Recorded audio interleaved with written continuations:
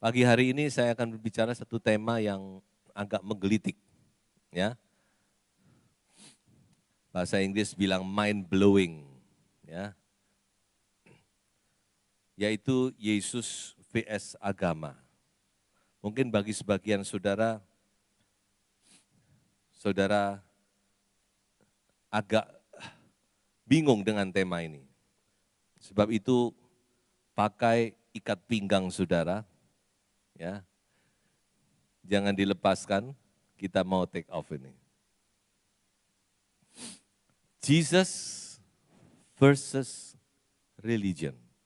Yesus dibanding, dikontraskan dengan agama. Kristen adalah salah satu dari, mungkin sekarang, kalau dulu 5 agama di Indonesia ya, mungkin sekarang 6 ya, salah satu dari agama di dunia. Dan kita adalah orang-orang Kristen. Di KTP kita ditulis agama Nasrani atau Kristen. Tetapi kita sebagai orang Kristen, mari kita lebih mengerti, ya, bahwa kita bukan sekedar orang Kristen.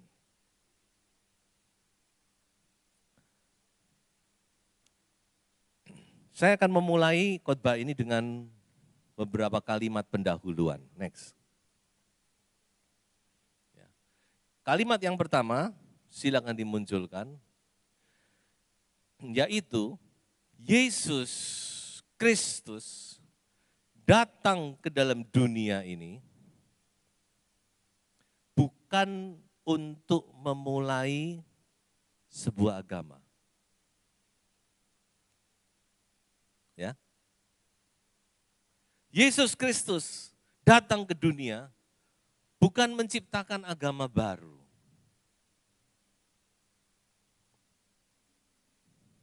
Ya.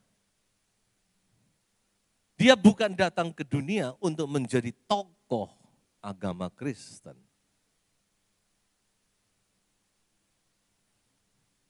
Memang waktu anak-anak masih sekolah sampai sekarang pun mereka ketika ditanya siapakah tokoh pendiri agama Kristen, maka pasti dijawab Yesus. Tapi kita harus mengerti sebagai orang percaya bahwa Yesus Kristus, anak Allah, pencipta seluas sekalian alam, semesta alam. Dia adalah Allah yang memiliki langit dan bumi, alam semesta, dan seluruhnya. Dia bukan sekedar tokoh agama. Dia datang ke dunia bukan untuk menjadi tokoh agama, pendiri agama Kristen, untuk memulai suatu agama, pilihan selain dari agama-agama yang lain. Itu sama sekali no. Bisa mengikuti saya masih? Ya. Bapak, Ibu, Saudara, kita harus menyadari hal ini. Yang kedua, kekristenan yang sejati, bukan Kristen-Kristenan atau sekedar agama Kristen. Kekristenan yang sejati itu bukan sekedar agama. Tetapi jauh melebihi daripada sekedar agama. Is more than a religion. Kalau kekristenan itu diperkecil hanya sebagai agama, maka kita tidak ubahnya dengan perkataan orang yang berkata demikian. Oh, semua agama sama, semuanya mengajar kebaikan. Sudah sering dengar perkataan itu? Semua agama itu sama, tujuannya cuma satu.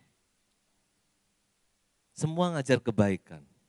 Bahkan ada banyak orang Kristen lihat siaran TV suka melihat ya khotbah-khotbah lain tanda kutip ya. Lalu mereka mengagumi, oh ternyata mereka itu ya sama loh dengan kita.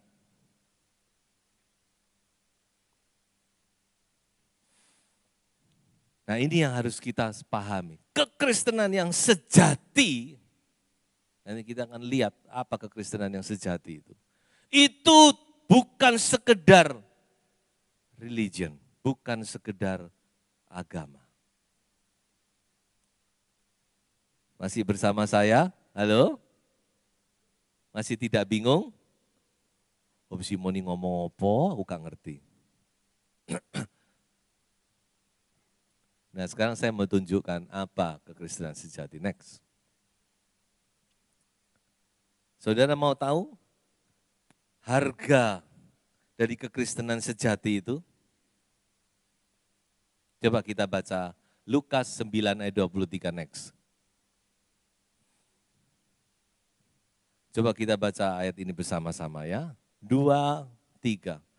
Katanya kepada mereka semua, setiap orang yang mau mengikut aku, ia harus menyangkal dirinya, memikul salibnya setiap hari, dan mengikut aku.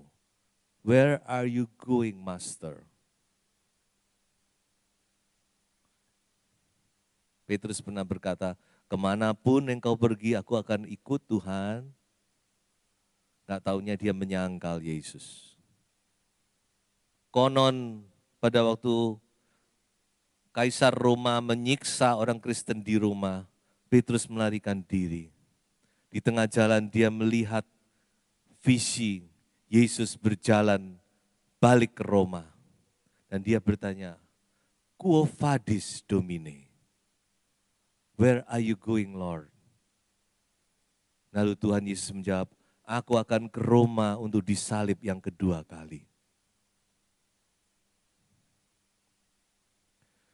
Saudara-saudara, tidak gampang. Kalau kita mau sungguh-sungguh menjadi orang Kristen, itu ada harga, saudara. Ya, jadi orang Kristen itu harganya mahal. Memang harga itu sudah dibayar oleh Tuhan Yesus, tetapi ada yang harus kita bayar juga.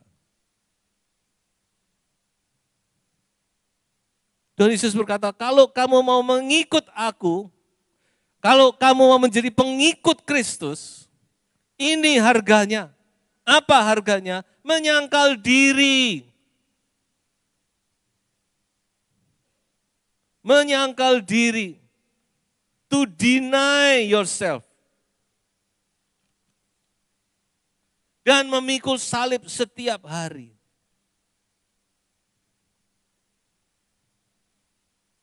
Apa itu menyangkal diri, saudara? Menyangkal diri itu ketika kita berkata mau, kita harus mengatakan tidak. Ketika kita mau, daging kita mau, pengen kita begini, kita berkata no way. Siapa yang bisa? Saya juga nggak bisa.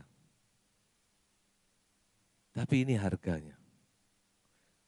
Orang yang mau mengikut aku, kata Tuhan Yesus, dia harus menyangkal diri dan memikul salibnya, bukan salib orang lain.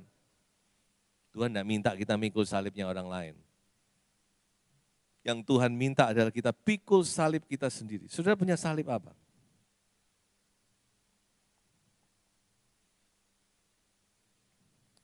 Menyangkal diri itu tidak gampang. Saya selalu membimbing pranikah dan saya selalu pesan kepada pasangan-pasangan yang mau menikah, bahwa pernikahan itu pada hakikatnya kita harus siap kehilangan sesuatu. Dan hampir semua, enggak tahu ada enggak? Hampir semua tidak pernah berpikir demikian. Orang yang mau menikah selalu pikirannya, enak nikah ya. Ya, aku mau ini, ada ini, aku mau begini. Yang laki mungkin pikir, aku ada yang masakkan ya. Yang perempuan mungkin pikir, aku enggak usah berat-berat, ada yang mencarikan nafkah, dan sebagainya, dan sebagainya. Selalu berpikir apa yang orang lain bisa berbuat bagiku. Itu kodrat manusia. Tidak pernah kita berpikir apa yang aku bisa berbuat kepada orang lain. Menyangkal diri. Itu harga kekristenan yang sejati. Dan kita sekarang sedang belajar untuk itu. Belajar, bukan bisa. Saya belum bisa. Terus terang saya belum bisa. Saya belajar. Kadang kita mau marah, kita kadang mau benci, kita mau begini, kita mau mengamuk, kita mau meso-meso. Dari menyangkal diri, no, stop. Itu menyangkal diri.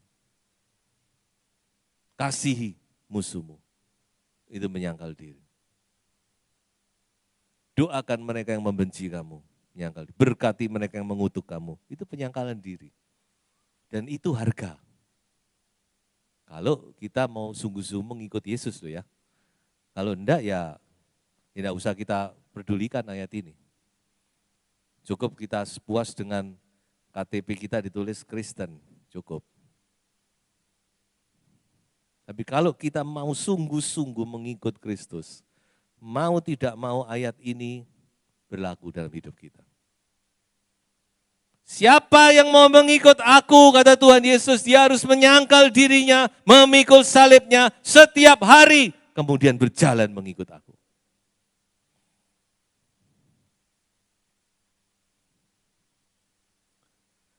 Oke, saya tidak berlambat-lambat di sini. Saya akan maju kepada sebuah kisah, Yohanes pasal 5. Mari kita buka bersama, kalau sudah membaca Alkitab, kalau saudara punya Alkitab, buka tabmu.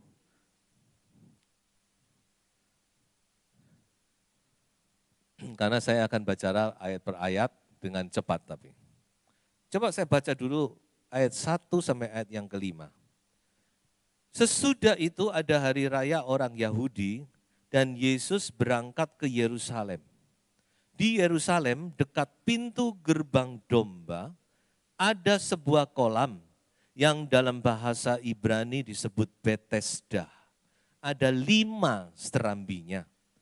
Dan di serambi-serambi itu berbaring sejumlah besar orang sakit, orang-orang buta, orang-orang timpang, dan orang-orang lumpuh yang menantikan goncangan air kolam itu. Ayat 4, sebab sewaktu-waktu turun malaikat Tuhan ke kolam itu dan menggoncangkan air itu. Barang siapa yang terdahulu, perhatikan, masuk ke dalamnya, sesudah goncangan air itu menjadi sembuh, apapun juga penyakitnya. Ayat yang kelima, di situ ada seorang yang sudah 38 tahun lamanya sakit. Ketika saya membaca ayat ini untuk kesekian kalinya, pikiran saya dapat pencerahan baru. Apa yang saya lihat dari kisah ini? Yerusalem, pintu gerbang domba, Betesda dengan 5 serambi, dan seterusnya. Ini adalah gambaran dari religion. Ini adalah perangkat dari agama. Mengapa saya katakan demikian? Coba saudara renungkan nanti perkataan saya. Jadi di sini kita melihat ya, hari raya orang Yahudi, Yerusalem, pintu gerbang domba, kota Betesda dan kolam Betesda dan semua. Ini semua berbicara tentang perangkat agama. Dan saudara ketahui Betesda itu artinya adalah house of mercy. artinya adalah rumah kemurahan. Itu Bethesda. Bethesda artinya rumah belas kasihan. Tapi apa ada belas kasihan di situ? Ada enggak? No. Yang ada di kolam Bethesda adalah egoisme.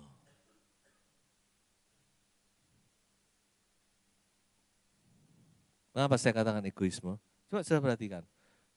Sewaktu-waktu kolam itu digoncang, siapa yang lebih dahulu masuk, dia sembuh. Tidak tahu kuasanya apa di situ, Alkitab tidak menjelaskan.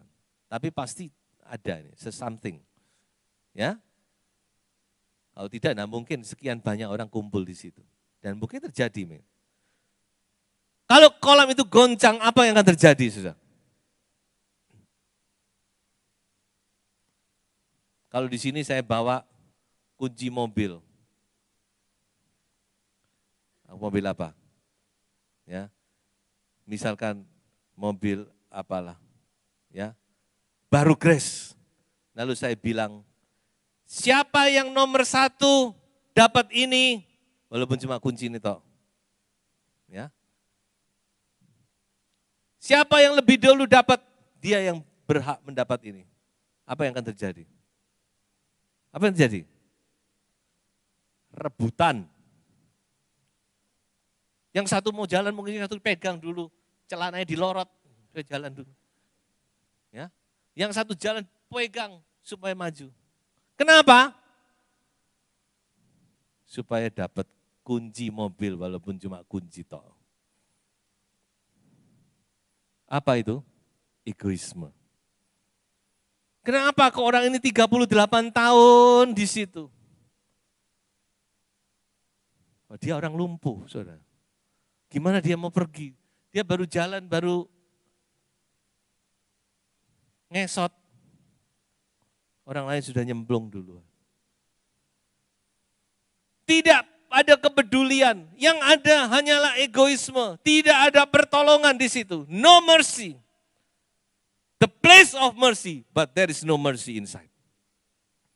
Tempat belas kasihan, rumah belas kasihan, tetapi di dalamnya tidak ada belas kasihan sama sekali.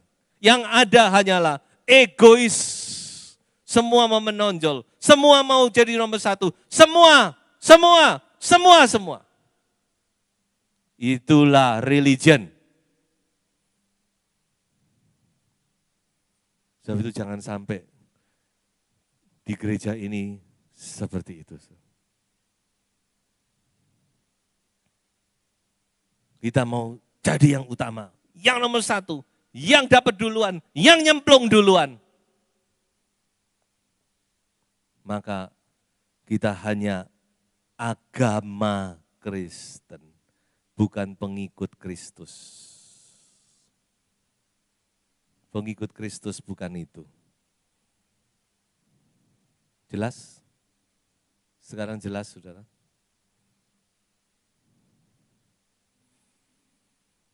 Ini gambaran yang sangat jelas. Apa agama dan apa pengikut Kristus itu? Kita lanjut, ayat yang ke-6. Ketika Yesus melihat orang itu berbaring di situ karena ia tahu bahwa ia telah lama dalam keadaan itu, berkatalah ia kepadanya, maukah engkau sembuh? Ini pertanyaan yang agak aneh. Ya. Kalau sudah ditanya mungkin sudah akan marah. Lah aku ini kayak gini masih ditanya maukah engkau sembuh? Betul? Sudah lihat orang kelaparan lalu saudara tanya, maukah engkau makan? Sudah bisa dimakan sama orang itu. Tak makan bisa kamu nanti ya. Wis lapar ditanyain maukah engkau makan. Tapi pertanyaan ini sebenarnya pertanyaan yang patut dipertanyakan kepada kita pribadi lepas pribadi. Kenapa? Karena banyak orang itu suka menikmati agama. Tanda kutip. Banyak orang suka dalam keadaannya itu suka. menikmati keadaannya itu. Walaupun dia sebenarnya hati kecilnya tidak mau, tapi dia suka di situ. 38 tahun enak. Mungkin di situ dia dapat sesuatu, belas kasihan orang, sedekah dan sebagainya. Dia menikmati saja. Makanya pertanyaan Tuhan Yesus ini sebenarnya pertanyaan yang perlu dijawab oleh setiap kita. Maukah engkau sembuh? Maukah Anda sembuh? Maukah Anda berubah? Maukah hidup Anda diubahkan? Atau Anda hanya suka dengan keadaanmu sekarang? That's enough. Atau kita bertanya, apa ya? Apa yang kurang? Apa cuma ini?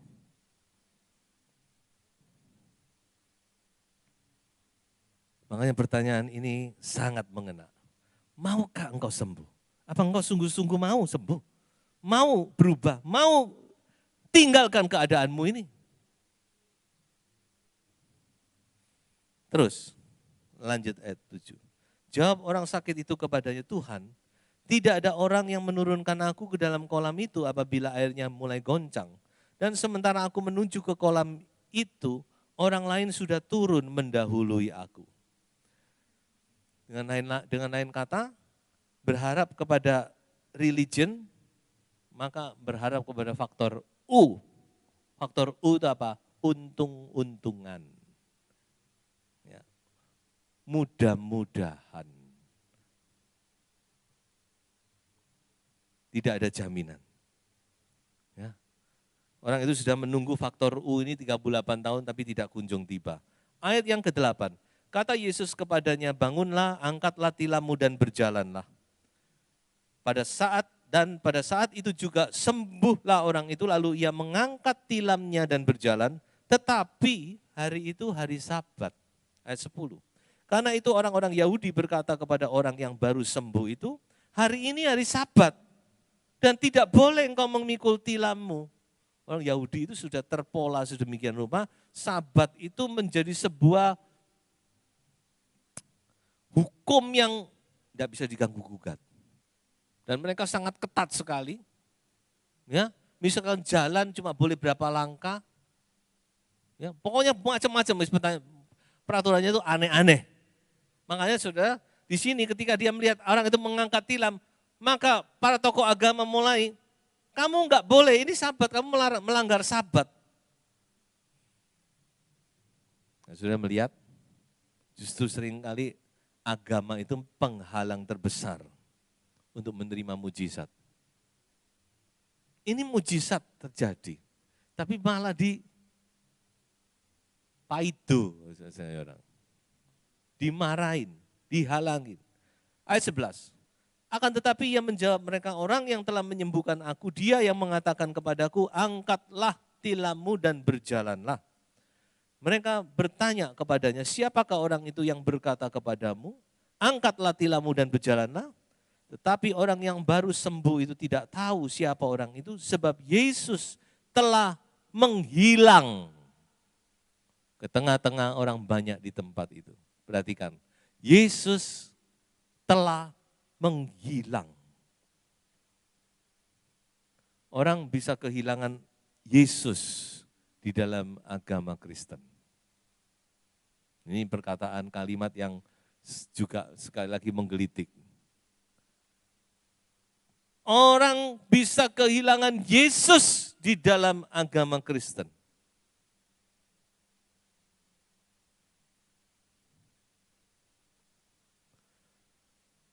Ya. Jadi agama Kristen itu tidak selalu identik dengan Yesus.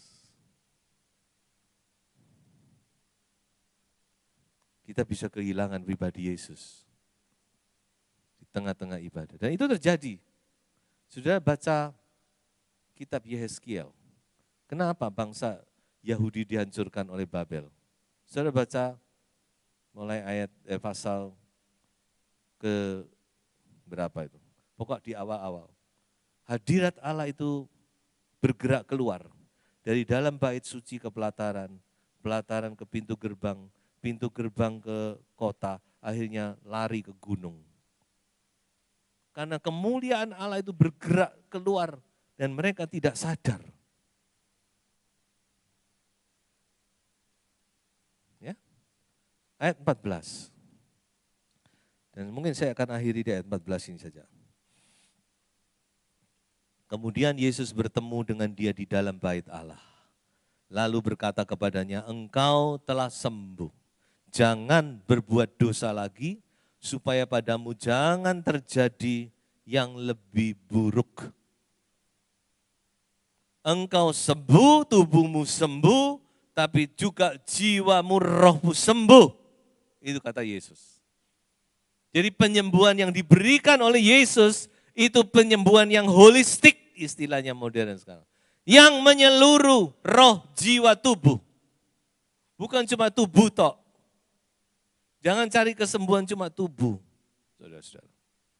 Tapi seluruh perlu disembuhkan. Roh, jiwa, tubuh. Tubuh cuma sekian puluh tahun. Tapi roh dan jiwa itu kekal. Makanya juga perlu diselamatkan. Ya, kesembuhan yang holistik. Dan orang ini disembuhkan holistik. Dia disembuhkan tubuhnya, terlebih rohnya. Sebab itu Tuhan Yesus berkata, jangan berbuat dosa lagi. Kita tidak punya catatan dosa apa yang diperbuat. Tapi saya pernah membaca, kemungkinan dia lumpuh karena sifilis. Mohon maaf. Karena penyakit sifilis waktu itu tidak ada obatnya, dan membawa pada kelumpuhan pada akhirnya. Dan saudara tahu kalau seseorang kena sifilis, pasti ada background-nya. Makanya Tuhan Yesus berkata, jangan berbuat dosa lagi. Supaya jangan terjadi hal yang lebih buruk dari keadaan sekarang. Saudara-saudara, kalau Tuhan menyembuhkan, itu penyembuhan yang total. Tapi di mana kita berjumpa dengan Yesus? Yaitu di dalam bait Allah. Bait Allah yang tempat di mana hadirat Tuhan ada. Bukan di kolam Bethesda. Tapi kita harus bergeser ke bait Allah. Gereja.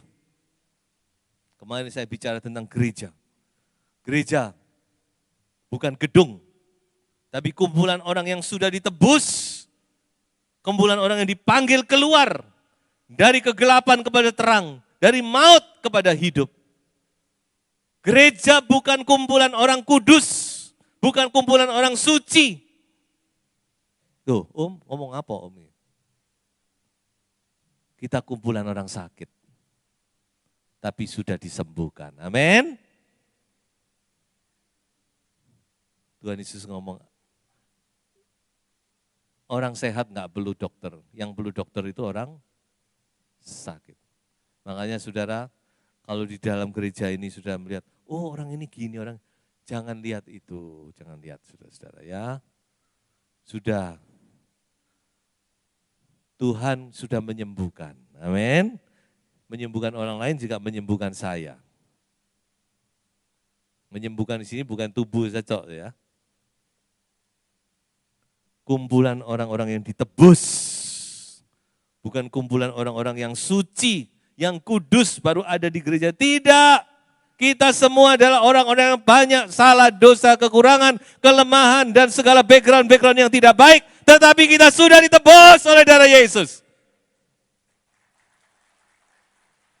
Kita sudah dibeli oleh Tuhan Yesus. Siapa yang bisa menggugat kita? Tidak ada. Dan itu jangan kita juga menggugat satu dengan yang lain. Jadi sudah lihat di sini, kalau saudara mau disembuhkan, mau ketemu Yesus, datang di bait Allah. Datang dalam kumpulan orang-orang yang sudah ditebus. Di dalam Yesus ada belas kasihan. Di dalam Yesus ada kesembuhan. Di dalam Yesus ada pengampunan. Dan masih ada bagi kita. Coba, next. Saya akhiri kisah ini dengan dua pesan moral. Yang pertama, Anda dapat disembuhkan. 38 tahun bukan penghalang. Ya, memang tidak sedikit itu waktu. Tapi bukan penghalang untuk kita tidak bisa disembuhkan. Amin. Yang kedua, bukan di Bethesda, bukan di dalam religion, bukan agama yang menyembuhkan kita. Yang konon adalah place of mercy, yang konon adalah tempat belas kasihan, konon. Bukan, tapi kesembuhan itu hanya di dalam Yesus. Kalau kita ketemu dengan Yesus, itu yang terpenting. Yang terpenting kita datang beribadah, itu ketemu Yesus. Amin. Bukan menikmati gedung, bukan menikmati suasana, bukan hanya sekedar menikmati persekutuan dengan sesama, tetapi yang penting, yang terpenting dan satu-satunya yang penting, kita ketemu Yesus. Kita ketemu Yesus. Kita dijamah oleh Tuhan. Kita disembuhkan oleh Tuhan. Dan Yesus akan bertanya, maukah engkau sembuh?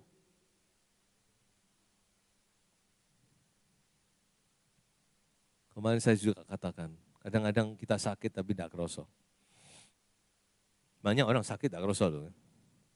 Saudara hati-hati yang tiba-tiba dari gemuk, terus saudara turun 10 kilo, lalu saudara berkata, wah aku lagi diet ini berhasil. Hati-hati, periksaan gulamu. Ya itu, coba tanya Yoel itu. Pernah dia bangga, wah saya diet berhasil. Hati-hati, banyak orang sakit tidak kerasa. Banyak penyakit yang tidak kerasa. Juga penyakit rohani banyak yang tidak terasa. Ya, tetapi bagi Tuhan tidak ada yang mustahil. Dia masih bisa menyembuhkan kita. Amin. Saya akan akhiri dengan sebuah kisah pendek, tapi penuh makna. Yohanes pasal 1 ayat 35 sampai 39.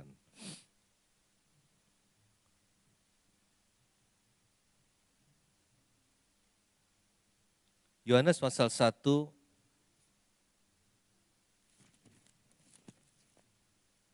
ayat 35 sampai 39. Pada keesokan harinya, Yohanes berdiri di situ pula dengan 2 orang muridnya. Dan ketika ia melihat Yesus lewat, ia berkata, lihatlah anak domba Allah. Yohanes ini luar biasa ya. Luar biasa orang ini. Ya, dia enggak cari murid untuk dirinya sendiri, bahkan muridnya diarahkan ke Yesus. Ini yang benar. Itu lihat, itu anak domba Allah. Ayat 37, kedua murid itu mendengar apa yang dikatakannya, lalu mereka pergi mengikut Yesus. Dia bawa muridnya ke Yesus. Itu yang anak domba, bukan aku. Ikut dia. Ayat 38. Tetapi Yesus menoleh ke belakang, ia melihat bahwa mereka mengikut dia. Perhatikan ya, perhatikan ini ya. Percakapan-percakapan yang sangat luar biasa ini. Lalu berkata kepada mereka, apakah yang kamu cari? Kata mereka kepadanya, Rabi, artinya guru, di manakah engkau tinggal? Ayat 39, ia berkata kepada mereka, marilah dan kamu akan melihat. Come and see, come and see. Mereka pun datang dan melihat di mana ia tinggal. Dan hari itu mereka tinggal bersama-sama dengan dia. Waktu itu kira-kira pukul 4.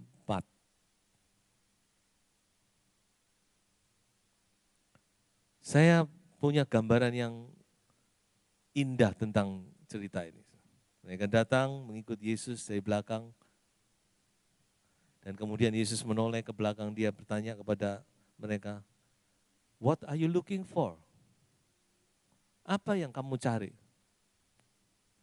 Ni zai zhao shenme? Kamu cari apa? Pertanyaan itu kalau ditanyakan kepada kita, kamu cari apa? Sudah datang ke gereja. Lalu Tuhan Yesus datang, bertanya, what are you looking for? Apa yang kamu cari? Kira-kira sudah jawab apa? Tuhan, anakku sakit, tolong sembuhkan. Mungkin yang satu bilang, Tuhan, bisnisku lagi bermasalah. Yang satu bilang, aku perlu pekerjaan Tuhan. Yang satu mungkin bilang, aku sakit Tuhan. Dan banyak sekali mungkin kebutuhan-kebutuhan yang disampaikan. Apa yang kamu cari? Apa yang saudara cari? Datang ke gereja, saudara cari apa?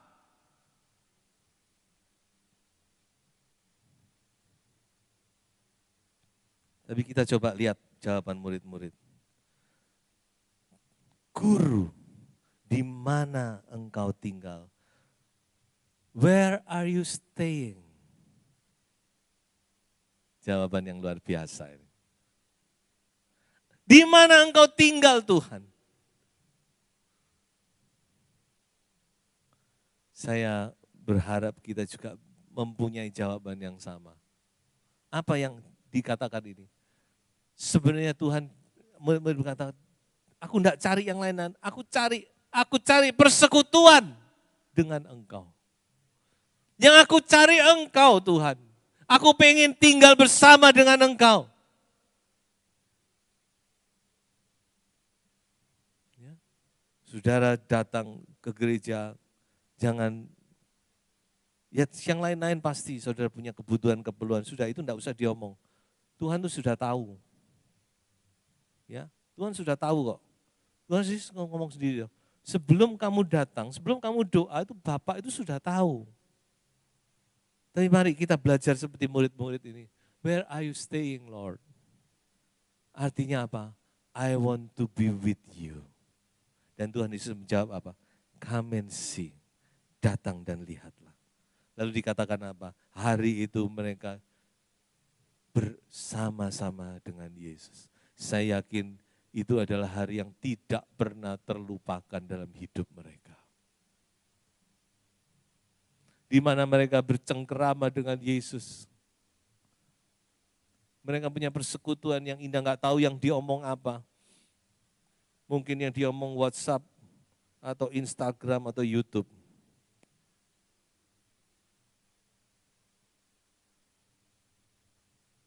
Hati-hati ya saudara, hati-hati. Ini dunia ini, saya tidak sadar kita ini sedang digiring loh.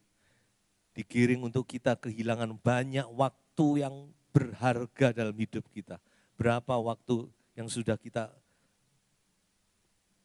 buang dengan hal-hal yang tidak berguna. Where are you staying, Lord? Di mana engkau tinggal, Tuhan? Come and see. Dan hari itu, hari yang luar biasa. Di mana mereka menikmati persekutuan dengan Tuhan. Sebab itu saya akan akhiri dengan satu pesan dan 2 ayat. Pesan firman Tuhan pada pagi hari ini, jangan puas hanya menjadi orang Kristen. Tapi jadilah pengikut Yesus yang sejati.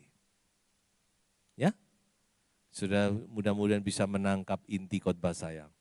Yang ayat yang berikutnya, Yohanes 12:26, 17:24. Coba kita lihat di sini, kerinduan hati Tuhan. Kita baca bersama-sama. Pertama Yohanes 12 ayat 26 dulu. 2, 3. Barang siapa melayani aku, ia harus mengikut aku. Dan di mana aku berada, di situ pun pelayanku akan berada. Ini ayat mas saya tahun lalu. Ya, barang siapa melayani aku, ia harus mengikut aku. Mengikut aku, mengikut Yesus artinya apa? Artinya apa? Menyangkal diri, memikul salib. Dan di mana aku berada, di situ pelayanku akan berada. Yohanes 17 ayat 24, 2, 3. Ya Bapa, aku mau supaya dimanapun aku berada, mereka juga berada bersama-sama dengan aku, agar mereka memandang kemuliaanku. Ini adalah doa Yesus terakhir sebelum dia ditangkap. Dia berdoa kepada Bapaknya, aku mau dimanapun ya aku berada, orang-orang yang mengikut aku ada di situ. Kerinduan hati Tuhan ya. Tuhan memberkati kita semua. Jadilah pengikut Kristus yang sejati. Haleluya.